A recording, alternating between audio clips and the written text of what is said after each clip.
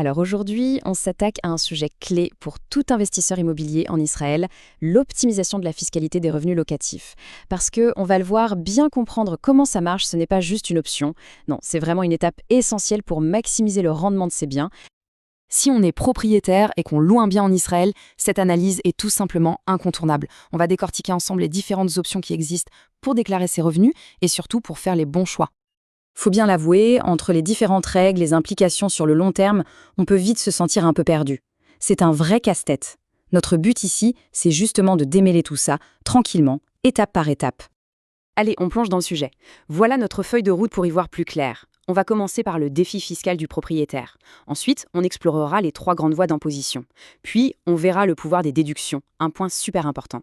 On pensera aussi à la revente. Et enfin, on verra comment choisir la bonne stratégie. Ok, première partie, le défi fiscal du propriétaire. Parce que c'en est un.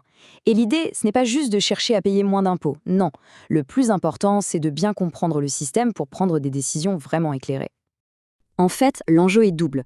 Une bonne stratégie fiscale, ça permet bien sûr de faire de belles économies, mais ça assure aussi d'être parfaitement en règle. Bref, c'est la clé pour une gestion sereine et pour dormir sur ses 2 oreilles. On attaque maintenant le cœur du sujet.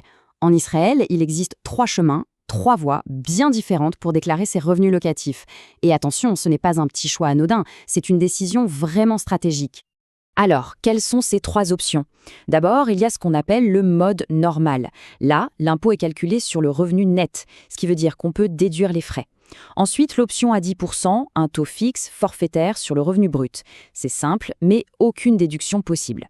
Et enfin, l'exonération, qui est possible, mais sous des conditions très, très strictes.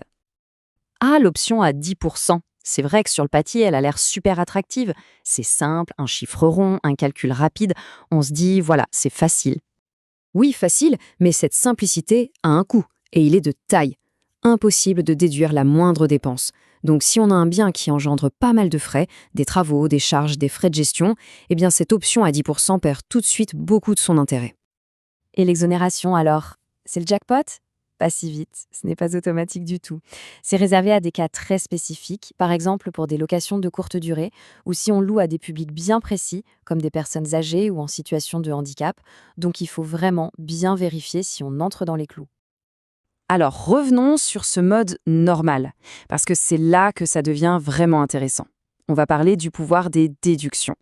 Et c'est un peu là que le vrai jeu de l'optimisation fiscale commence. Pour bien piger le truc, il faut maîtriser un concept, le revenu net. C'est quoi? C'est simple. Ce n'est pas le loyer brut qui tombe sur le compte en banque. Non, c'est ce loyer moins toutes les dépenses qu'on a le droit de déduire. Et c'est sur ce montant-là que l'impôt sera calculé. Ça change tout. Et alors, qu'est-ce qu'on peut déduire concrètement? Eh bien, pas mal de choses. On pense bien sûr aux réparations, aux rénovations, mais aussi aux intérêts du prêt immobilier, aux frais d'avocat pour rédiger le bail, ou encore à la commission de l'agence immobilière. Chaque dépense justifiée vient réduire directement la base imposable. Maintenant, on va prendre un peu de hauteur et se projeter dans le futur. Parce que le choix qu'on fait aujourd'hui pour les impôts sur les loyers, eh bien, il aura des conséquences directes le jour où on revendra le bien. C'est un point qu'on oublie souvent, mais qui est hyper important. Alors comment ça marche? Si on a choisi l'option à 10%, ça va influencer le calcul de l'impôt sur la plus-value au moment de la vente. D'un autre côté, avec le mode normal, comme on a pu déduire plus de dépenses au fil des ans, ça va aussi avoir un impact sur ce calcul, surtout si on a gardé le bien longtemps. Ce n'est pas juste une question de gestion annuelle, c'est une vraie vision à long terme. Bon, on arrive à la question fatidique, celle que tout le monde se pose. Alors, c'est quoi la meilleure option? Et la réponse, eh bien, ce n'est pas la même pour tout le monde. Et ça nous amène à notre dernière partie. Comment choisir la bonne stratégie? La clé, c'est de bien se mettre en tête qu'il n'y a pas de solution miracle, pas de recette magique. Non, c'est du sur-mesure. Pour trouver la bonne solution, il faut se poser les bonnes questions. Par exemple, combien de biens sont loués? Est-ce qu'il y a beaucoup de dépenses chaque année ou très peu? Est-ce qu'on pense garder le bien 20 ans ou le revendre dans 3 ans?